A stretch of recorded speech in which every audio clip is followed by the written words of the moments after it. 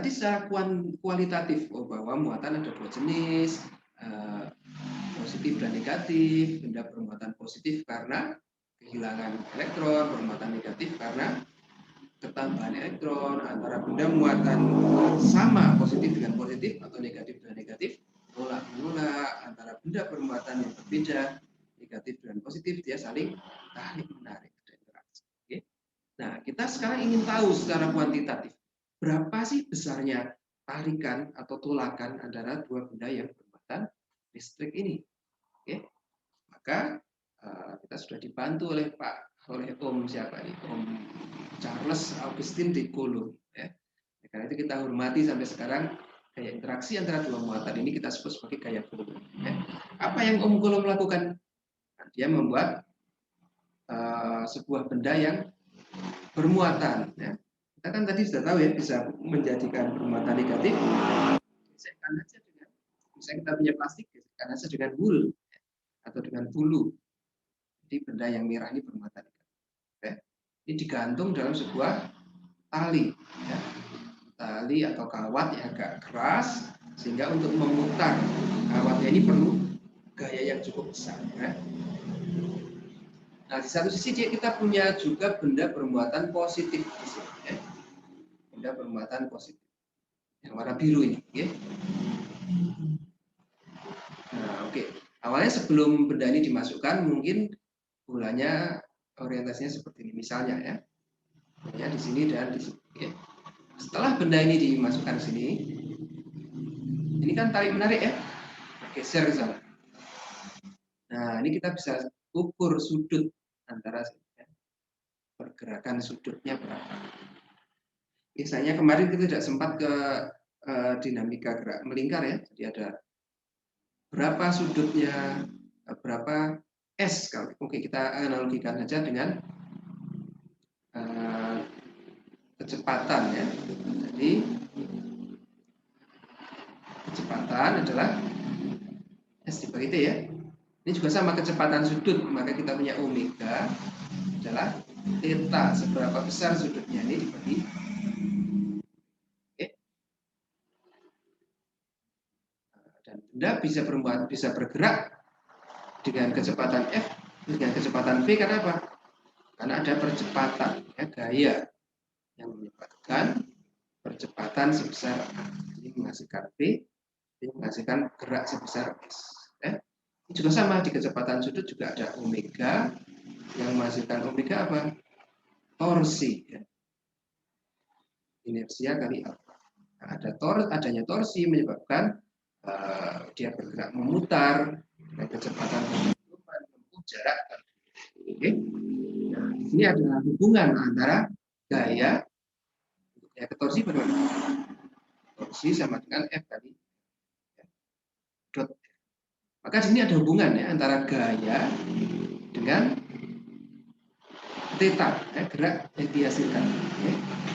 Nah, berdasarkan konsep tersebut, Om Coulomb ini bisa mengkuantifikasi, ya, mengamati bahwa besarnya gaya ini sebanding dengan besarnya muatan. Kalau si benda ini bermuatannya 10, maka gaya akan lebih besar dibandingkan bendanya bermuatan 5. Jadi gaya sebanding dengan muatan benda 1 juga sebanding dengan muatan benda.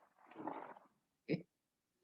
Nah, yang kedua juga bisa diamati bahwa besarnya gaya tolakan atau gaya tarikan ini berbanding terbalik dengan kuadrat jarak mula-mula antara dua benda. Atau F sebanding dengan 1/R. Maka kalau kita gabungkan, F tadi sebanding dengan Q1, Q2, dan R2. Itu ya. Nah, mungkin setelah dicari-cari oleh Om Coulomb, apakah dia berbanding pada waktu lamanya interaksi? Ternyata tidak. Apakah berbanding dengan massa? Ternyata tidak. Ya, apakah berbanding dengan massa jenis misalnya atau temperatur? Ternyata tidak ditemukan hubungan yang kuat. Maka dia hanya berdasarkan besaran ini saja. Ya. Nah, tetapi sekarang kita lihat Fe ini satuannya adalah, satuannya apa? Newton. Newton. Newton atau apa sih Newton itu dalam besaran pokok? Ini F sama dengan M kali A. Berarti Newton itu sama dengan Massa per satuan gram meter second kuadrat. Ya. Kilogram meter per second kuadrat. Oke, ini di Fe. Pembandingnya adalah muatan, satuannya apa muatan listrik saya belum kasih tadi ya, lupa. Muatan listrik adalah tadi ada positif negatif, satuannya kulum. Nah, ini dipakai oleh Om Coulomb yang pertama kali merumuskan ya. C kuadrat dibagi R-nya satuannya meter, meter kuadrat ya. Nah, di sini kita masih melihat bahwa dimensinya tidak sama. Oke, meskipun secara besaran kuantitas sudah bisa sama, tetapi secara analisis dimensi belum sama. Oke, maka untuk menyamakan keduanya ini perlu dibuatlah sebuah konstanta penyetar. Ya. Di sini kita lihat di sini satuannya Newton, di sini Coulomb kuadrat per meter kuadrat. Ya, supaya sama, dikasihkan apa? Ya, kalikan Newton di sini ya, dikali meter kuadrat dibagi Coulomb kuadrat, sehingga meter kuadratnya hilang, Coulomb kuadratnya hilang. Ya, Newton sama dengan ya, secara analisis dimensi tepat juga. Oke. Nah, apa sebuah konstanta itu? Maka dibuatlah, ini adalah konstanta namanya permitivitas vakum, lambangnya epsilon. Besarnya berapa ya? Dari sini Newton tahu kalau muatannya ini 5, muatannya ini 10, jaraknya 1 cm, ternyata gayanya sekian. Oh, berarti nilainya kira-kira 8,854 kali 10 pangkat minus 12. Satuannya apa? Coulomb kuadrat per Newton meter kuadrat. Benar nggak ini? Coulomb kuadrat per Newton meter kuadrat. Kebalik ya, harusnya Newton Coulomb kuadrat per gimana? Benar? Oh, maaf, konstantanya bukan epsilon 0 ya. Ini konstanta awalnya adalah K. Awalnya adalah dibuatlah sebuah konstanta K. Oke. Maka kalau di SMA mungkin Anda belum mengenal ya, bahwa rumusnya adalah, formulanya adalah F sama dengan K I1 2 per R kuadrat. Ya, K ini konstanta Coulomb ini misalnya bukan ini. Misalnya berapa? 9 kali 10 pangkat 9 ya. Oke, itu kalau di sekolah menengah. Tapi karena sekarang kita tidak punya banyak konstanta, konstanta itu hanya ada 9 yang utama. Maka kita relasikan K ini ke dalam konstanta yang lain. Ya. Maka di sini kita K-nya kita ganti dengan 1/4 pi epsilon. Ya. 4 adalah konstan, pi juga konstan, epsilon ini apa? Adalah permitivitas vakum. Misalnya 8,854 kali 10 pangkat minus 12. Ya. Kalau K tadi konstantanya adalah satuannya N C kuadrat per N M kuadrat per C kuadrat, maka satuan dari epsilon 0 menjadi C sepernya ya. C kuadrat per N meter kuadrat. Oke. Jadi tidak bingung ya di sini kenapa ada 1/4 pi epsilon 0. Nah, ini sama saja dengan K yang Anda baca. Ya. Itu ya. Ada yang mau bertanya? Belum ada, Pak. Oke, kita lanjutkan. Oke, kuis sauta ya, benda A bermuatan positif 2. Nah, ini benda A bermuatan positif plus 2. Ya. Benda B bermuatan positif 6. Mana yang benar? A, kedua muatan saling tarik-menarik. B, kedua muatan saling tolak-menolak. Karena muatannya berbeda, maka muatannya sama, maka harusnya dia Tolak-menolak. ya. Tolak-menolak, Pak. Iya, tolak-menolak. Berapa besarnya gaya tolak-menolak? Berapa apakah gaya FBA? F gaya tolak yang dialami B akibat tolakan dari A, ini kita sebut sebagai FBA. Ya. FAB gaya tolak yang dialami A karena tolakan dari muatan B. Kira-kira besarnya FAB dan FBA ini bagaimana? Lebih besar mana antara FAB dan FBA? Lebih besar B mungkin, Pak. Kenapa? Karena muatannya lebih besar. Nah, muatannya lebih besar, jadi FAB lebih besar dari FBA atau gimana? FBA lebih besar daripada FAB. FBA lebih besar dari FAB karena muatannya B lebih besar. Ya. Ada yang mau berpendapat lain?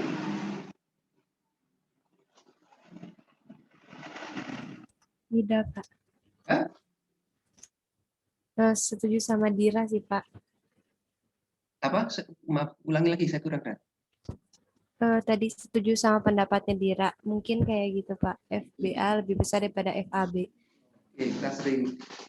Oke, karena dia muatannya lebih besar. Ya. Nah, di sini kita belajar bahwa jangan terlalu terdistrak oleh gambar. Ini secara intuitif kita akan melihat bahwa ini lebih besar, ini pasti gayanya akan lebih besar ya. Tapi kembalikan ke formulasi persamaannya. FBA di berapa? FBA kan berarti besarnya K atau 1/4 pi epsilon 0 ya. Kita pakai 1/4 pi epsilon 0 QA QB per R kuadrat. FAB juga berapa? Per 4 pi epsilon 0 QB QA per R kuadrat. Nah, gimana antara FAB dan FBA kalau dilihat dari sini? Satu sama 4 pi epsilon 0 sama. Terus QA dia juga punya QA, QB ini juga ada QB. R kuadrat sama juga ini R kuadrat. Berarti FAB dan FBA Sama nilainya. Sama. Sama, yang membedakan apa? Arah. Arahnya saja. Kalau dia ditolak ke arah kanan, dia ditolak ke arah kiri. Oke. Nah, di sini yang kita bisa kita ambil ini ya. Oke. Jadi jangan terlalu terbawa intuisi intuitifnya. Oke. Kita lihat di ini bagaimana. Oke, tadi kalau hanya ada dua ya. Kalau gaya antara beberapa muatan titik, ya, resultanya bagaimana? Ini misalnya positif dengan positif, ini tolak menolak ya. Positif dengan positif tolak menolak, positif dengan positif tolak menolak. Kira-kira awalnya kita taruh sini, dia akan bergerak kemana? Q1, Q2, Q3. Satu akan ditolak oleh ini ke arah sana, ditolak ini ke arah sana ya. Dia mungkin bergerak ke sana. Dia mungkin bergerak ke sana. Dia mungkin bergerak ke sana. Nah, berapa besarnya dan di mana arahnya jika ada lebih dari satu muatan listrik ini? Oke, bagaimana? Kita bisa gunakan prinsip dari vektor. Ya, contohnya kita mau menghitung muatan ini, muatan 2 ini. Oke. Berapa sih muatan 2 ini akan ditolak seberapa kuat dan ke arah mana? Maka kita bisa hitung satu persatu. Oke, tolakan akibat Q1. Berarti kan F mana sih 321 F31 ya. F yang dialami oleh muatan 3 akibat tolakan dari muatan 1. F31. Berapa besarnya? Ya, K Q1, Q2 per R kuadrat. K 9 kali 10 per 9. Q1 2 kali 10 berpangkat 6. Kenapa kali 10 berpangkat 6? Karena ada Karena mikro. Ya. Terus 1 kali 4 kali 10 berpangkat 6 dibagi jarak antara keduanya setengah meter 0,5 kuadrat. Maka kita ketemu bahwa gaya F31 ini 0,288 Newton. Ya, arahnya segaris dengan Q1 dan Q2. Oke. Nah, di sini kita bisa gunakan analisis vektor. Kita bagi menjadi vektor yang sejajar sumbu X dan vektor yang sejajar sumbu Ya, sumbu X-nya berapa? F31X. Oke. Kalau ini 288, maka ini ada sudut alfa, maka tinggal cos alfa ya. F31 cos alfa. Oke. Kan sisi samping dibagi sisi miring ya. Cosnya berapa sih alfa itu? Nah, sisi sampingnya 0,4, sisi miringnya 0,5 ya. 0,4 dibagi 0,5 kalikan 0,28. Maka kita dapatkan 230 Newton. Yang sumbu Y bagaimana? Ya, ini sin berarti ya. Sisi depan dibagi sisi miring. Sin alfa berapa? 3 dibagi 5. Ya, 3 dibagi 5. Kenapa minus? Karena arahnya ke bawah. Kita ambil ini yang positif ya. Maka dia menjadi minus 3 per 5 kali 0,28. Berapa? Minus 0,173. Jadi, hal yang sama kita juga bisa hitung akibat muatan 2 ini. Kok ini muatan 2 juga? Ini muatan 3 ya. Nah, ini ke ya, atau ini yang 3. Nah, 3 akibat 2. Gaya yang dialami oleh muatan 3 akibat tolakan dari muatan 2. Ke arah sana ya. F32. Ini juga bisa kita uraikan menjadi F32Y dan F32X. Dan dengan hal yang sama kita bisa hitung yang X-nya 4 per 5 kali 144. 0,115. Y-nya 3 per 5 kali 0,114. 0,08. Kenapa kok positif di sini Y-nya? Kok di sini kok Karena negatif? di sumbu Y yang atas. Iya, karena di sumbu Y positif, di sumbu Y negatif. Ya. Kita selalu gunakan arah positif. Misalnya, kita harus selalu definisikan terlebih dahulu. Oke? Maka ya tinggal dijumlahkan aja yang X dijumlahkan dengan X 230 115. Jadi berapa? 0,345 ya. Yang Y dijumlahkan dengan Y. Minus 173 plus 00. Oke. Nah, resultannya bagaimana? Ya tinggal dijumlahkan saja. Oke, dengan Pitagoras X kuadrat plus Y kuadrat. Ya. Maka kita dapatkan 0,356 besarnya. Kalau arahnya di mana? Kita bisa gunakan tangan theta ya. Tangan theta adalah misalnya ini arahnya ke kira-kira kemana? Arahnya cenderung ke bawah atau cenderung ke atas? Ini lebih Ke bawah, Pak. Ke bawah ya. Karena ini lebih banyak minusnya. 173 kurangi 86 itu resultannya berapa? Minus 9 sekian ya. 87. Nah, Anda hitung nanti sendiri ya. Di minus. Kira-kira agak ke bawah. Oke, ke bawah minus 87 misalnya, ke depan plus 345. Oke. Maka kira-kira resultannya ke sedikit ke bawah. Ada cari aja tan theta. Ya, ini kan resultannya berarti ini. Nah, ini theta misalnya. Tangan theta adalah depan dibagi samping. Ya. Tangan theta adalah ini. Hasil kali ini berapa? Minus 0173 kurangi 86. 73-nya hilang, masih sisa 100. Ini kurangi 13 ya. 87. Minus 87 dibagi 0,34. Oke. Jadi Anda ketemu nih hasilnya minus berapa? Tangan theta sekian minus sekian. Berarti tetanya berapa? Nanti bisa dihitung ya. Ini 0,25. 0,25. Negatif 0,252. Yang mana? Ini dibagi ini. Iya, Pak. Oke. Terus tetanya berapa kira-kira? Teta sama dengan tan minus 1 dari minus 0,2. Oke. Nah, nanti Anda cari sendiri.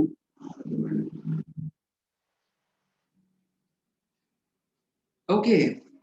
Muatan listrik, konsep muatan listrik dan gaya listrik ini tanpa kita sadari kita manfaatkan sehari-hari dalam berbagai peralatan yang kita gunakan. Ya, contohnya apa saja?